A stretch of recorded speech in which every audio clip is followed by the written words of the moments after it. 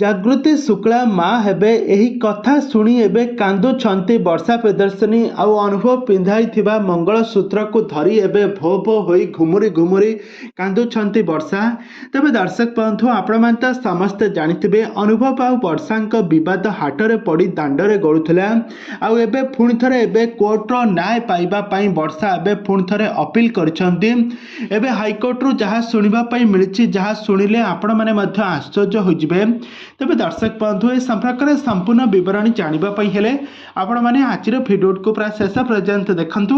ଆଉ ଏହା ପୂର୍ବରୁ ଯଦି ଆପଣମାନେ ଆମ ଚ୍ୟାନେଲକୁ ସବସ୍କ୍ରାଇବ୍ କରିନାହାନ୍ତି ତାହେଲେ ସବସ୍କ୍ରାଇବ୍ କରି ପାଖରେ ଥିବା ବେଲ୍ ଆଇକନକୁ ଦବାଇ ଦିଅନ୍ତୁ। ଦର୍ଶକ ବନ୍ଧୁ ଆପଣମାନେ ତ ଓଡ଼ିଆ ସିନେମା ତ ପ୍ରତ୍ୟେକ ଦିନ ଦେଖୁଥିଲେ, କିନ୍ତୁ ଏଥିରେ ଅଭିନୟ କରୁଥିବା ଅନୁଭବ ମହାନ୍ତି ଓ ବର୍ଷାଙ୍କ ଯୋଡ଼ିକୁ ତ ଆପଣମାନେ ସମସ୍ତେ ଜାଣିଥିବେ।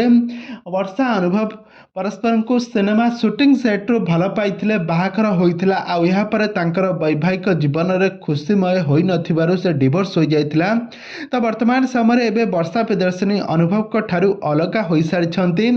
କୋର୍ଟର ରାୟ ଅନୁସାରେ ଏବେ ଦୁହେଁ ପରସ୍ପରଙ୍କ ଠାରୁ ଅଲଗା ହେବା ପରେ ଅନୁଭବ ମହାନ୍ତି ଜାଗୃତି ଶୁକ୍ଳାଙ୍କୁ ବିବାହ କରିଛନ୍ତି। କିନ୍ତୁ ଜାଗୃତି ଶୁକ୍ଳା ଅନୁଭବଙ୍କ ଠାରୁ ଜାଗୃତି ଶୁକ୍ଳା ଏବେ ମା ହେବାର କଥା ଶୁଣିବା ପରେ ଏବେ ବର୍ଷା ପ୍ରିୟଦର୍ଶିନୀ ଏବେ ଅନୁଭବକୁ ତାଙ୍କର ନିଜର କରିବା ପାଇଁ ଲାଗି ପଡ଼ିଛନ୍ତି। କୋର୍ଟରେ ପୁଣି ଥରେ ଅପିଲ କରିଛନ୍ତି। ଆଉ ସେ କେସ୍କୁ କାଠଗଡ଼ାକୁ ଏବେ ଟାଣି ଆଣିଛନ୍ତି ଅନୁଭବ ମହାନ୍ତି।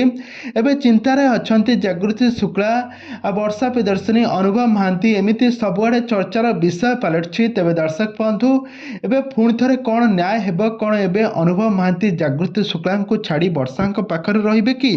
ଆପଣମାନଙ୍କର ମତାମତ ନିହାତି ଭାବରେ କମେଣ୍ଟ ବକ୍ସରେ କମେଣ୍ଟ କରନ୍ତୁ।